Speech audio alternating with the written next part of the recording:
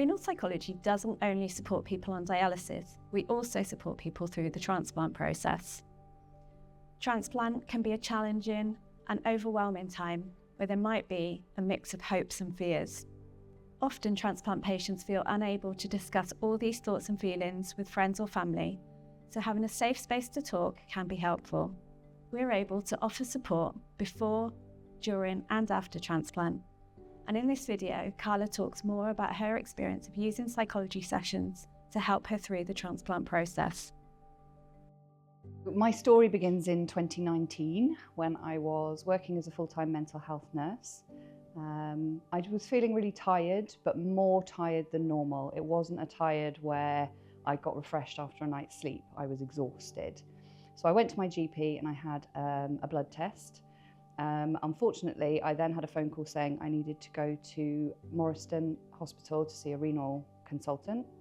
When I got there, I was told that I was in renal failure and that it probably wouldn't be long till I needed dialysis or a transplant, which was a big shock. Over the next 5 years, I also found out I had a condition called multiple myeloma, which is one of the reasons my kidneys had failed, and therefore I needed several months of chemotherapy.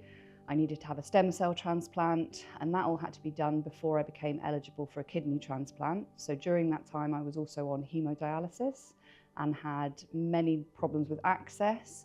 So I'd had to have a fistula that failed, an AV graft, and a couple of chest lines during that time for dialysis. Once I'd finally had the stem cell transplant and waited a year to have all my childhood immunisations again, I was then eligible for a transplant.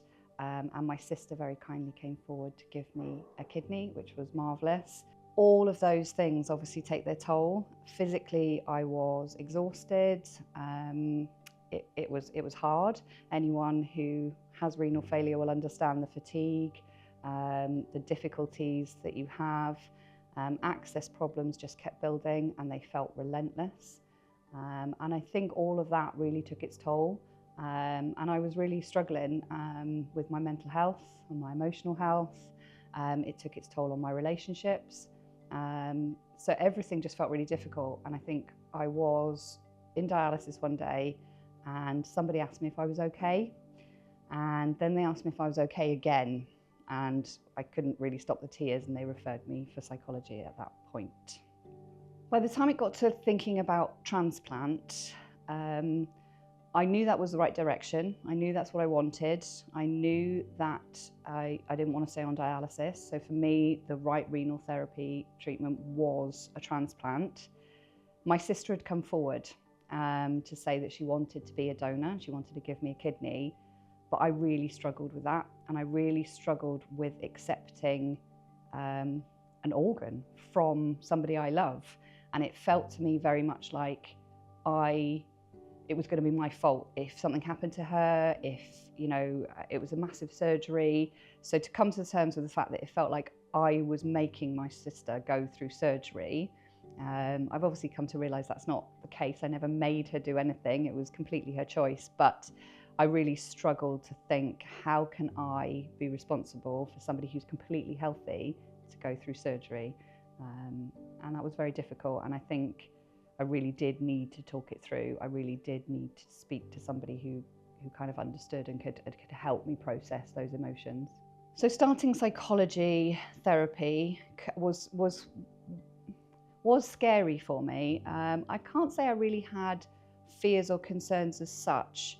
Having worked in mental health, I knew the importance of psychology. I knew the importance of talking to other people. But because it was me, and I've always thought, oh, I can cope, I've got really good coping strategies, I'm fine.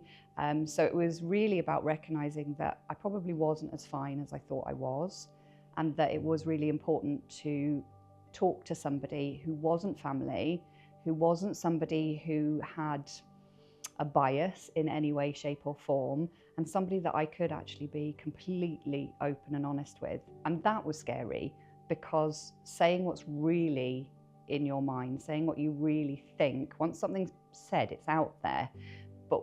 But I guess for me, I was scared about that, but it felt more helpful to talk to a psychologist and somebody who wasn't going to be biased, who wasn't going to be judgmental, and who was there just to listen and help me process those feelings. So yeah, it was worth the fear, I think. So I gained a lot from psychology. It was a safe space for me to come and talk, to process things. I think one of the most important things I realised during psychology was that I had quite embedded coping strategies. I had quite embedded messages from growing up. I think we all do. We all live our lives and they shape us, and they shape how we think, they shape how we behave. And through working with the psychologist, I was able to recognise that some of the coping strategies I had in place were there for good reason, but actually they weren't helping me at that time. In fact, they were probably hindering me. So it was working through those, being sort of talking through, is that helpful? Has that, in this occasion, been helpful for you? Is there another way we could look at this? And by doing that and working through that, I came to see that actually, things like my sister going through surgery, it wasn't a fact that I was making her do it. She was an adult, it was her choice. And actually what my sister said as well was, I'm doing it for me, Carla, not for you, because I want my sister in my life. And I think psychology allowed me to really accept that, and learn to accept what's happened to me, but move forward. So yeah, I've gained a lot from psychology. I'm really glad I went, for sure. I think I'd say to anybody who was going through anything where, it takes its toll, it's difficult, and that you might be worried about taking advice or going for psychology because perhaps the stigma or the worry about, what will it do? Will it help? What's the point in talking to a stranger? All of those things I think a lot of people feel. I would say just go for it, just give it a go, because actually, what I found is that it was a really safe space to just explore how I was feeling. You've got nothing to lose by it. You're not going to be judged. Nobody's going to tell you you're right or wrong in what you're thinking. And actually, you can then offload so much, work through so much, and build better coping strategies and ways to move forward, even when you really feel like there isn't a way forward. So yeah, I think to anybody who's thinking about or who has been offered psychological therapy, I would snap it up. For information and resources that you may find helpful regarding your mental health, use your smartphone device's camera to scan this QR code to take you to our resource page. Here you will find more information about support that is available to you.